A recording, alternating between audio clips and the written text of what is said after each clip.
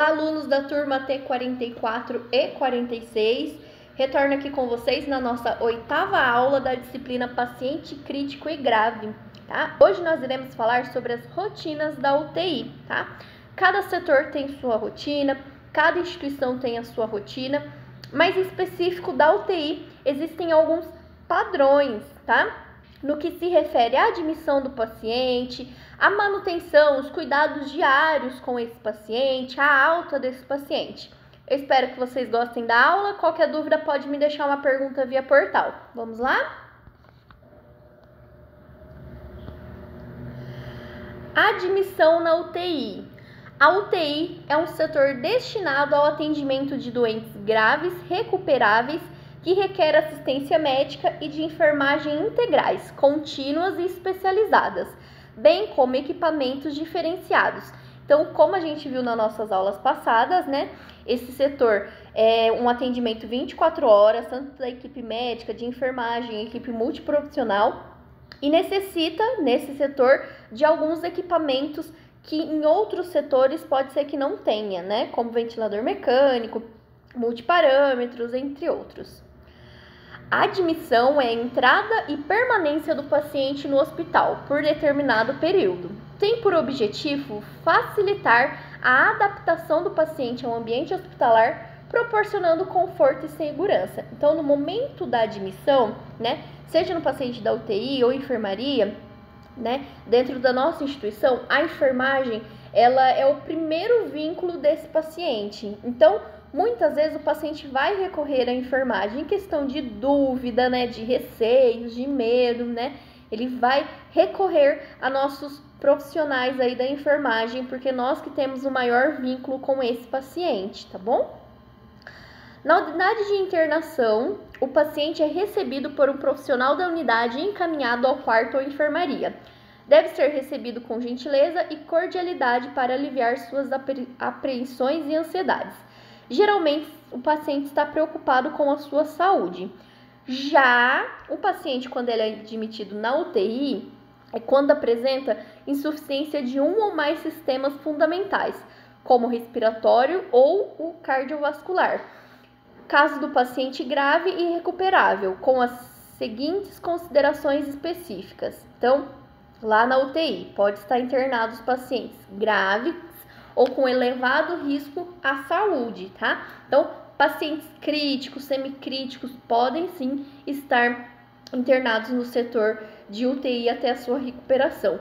O que diferencia a admissão de uma enfermaria com a UTI é que muitas vezes o paciente ele não chega deambulando, não chega com familiar, ele já é encaminhado para a UTI com uma equipe de saúde, tá? Então, esse paciente pode provir de um pronto atendimento, de uma enfermaria, de um centro cirúrgico, tá?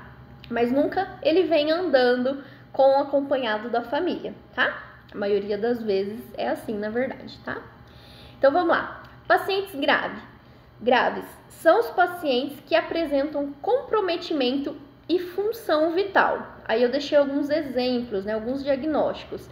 Insuficiência respiratória aguda, insuficiência renal, estado de choque, estado de coma, grande desequilíbrio ácido-base, questões de tétano, grande queimado, parada cardíaca, politraumatismo, intoxicações graves, entre outras.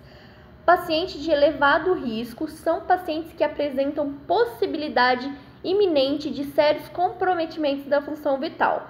Por exemplo, insuficiência coronariana aguda, arritmias cardíacas, pós-operatórios especiais, como cardiovascular, neurocirurgia, cirurgia torácica, grande cirurgia, entre outras.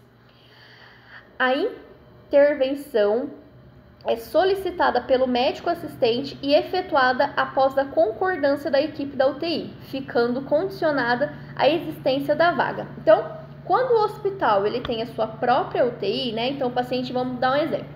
Ele dá entrada lá no pronto atendimento, né, um paciente grave, com uma parada cardiorrespiratória, e é necessário uma vaga de UTI. Se a instituição tem essa vaga da UTI, o médico do PA liga para o médico da UTI, passa o caso e solicita a vaga. Quando esse médico aceita, a equipe de enfermagem, médico, fisioterapeuta, transporta numa maca de transporte, claro, né, esse paciente até o setor da UTI, que vai receber os cuidados intensivos nessa unidade, tá? Caso esse paciente chegue lá no pronto-socorro, não tem vaga para esse paciente no setor de UTI, o que acontece? Principalmente em SUS, né, na rede pública, o que acontece? Existe uma central de regulação chamada CROSS.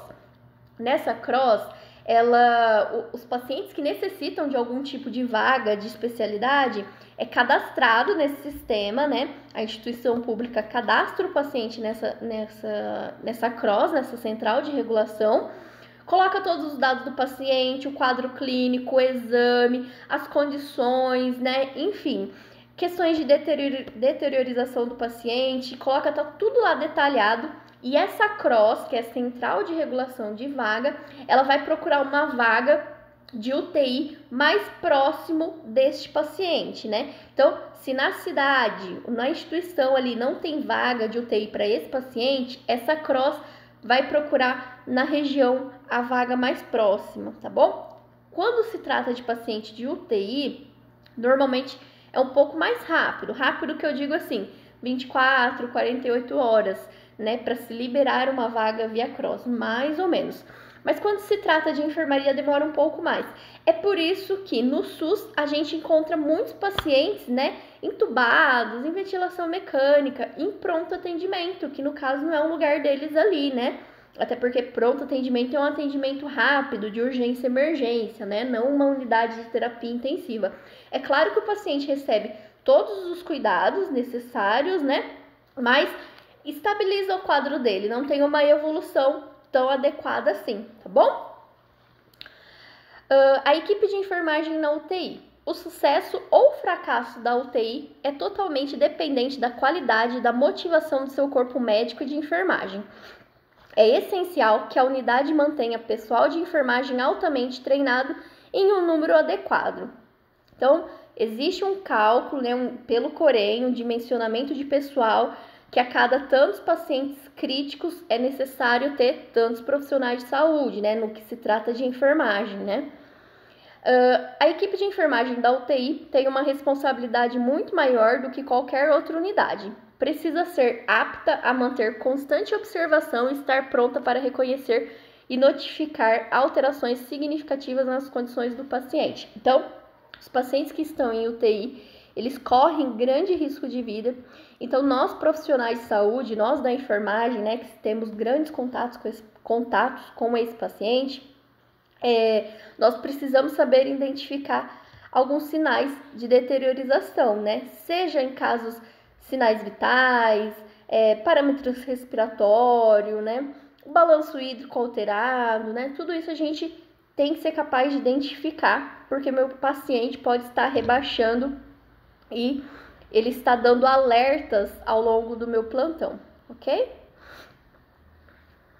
Precisa também estar familiarizada com todas as técnicas especiais usadas e com o equipamento de monitorização terapêutica necessários na terapia intensiva, tendo total consciência de suas limitações. Como eu já expliquei para vocês em algumas aulas passadas, sempre que a gente entra na instituição, existe um acolhimento, né? E nesse acolhimento é demonstrado os equipamentos, utilização de bomba, né? Quando você está lá no setor, existe um tempo de adaptação, né? Então, é necessário passar sim por esse treinamento, né? Até porque a gente precisa saber quais os equipamentos que nós iremos utilizar com os nossos pacientes, tá? Além disso, deve estar preparada para reagir independentemente em fase de uma emergência. Então, se meu paciente lá na UTI parar, o que eu preciso fazer? Isso eu preciso saber, né? A rotina do meu hospital, da minha instituição, do meu setor, né? Enfim.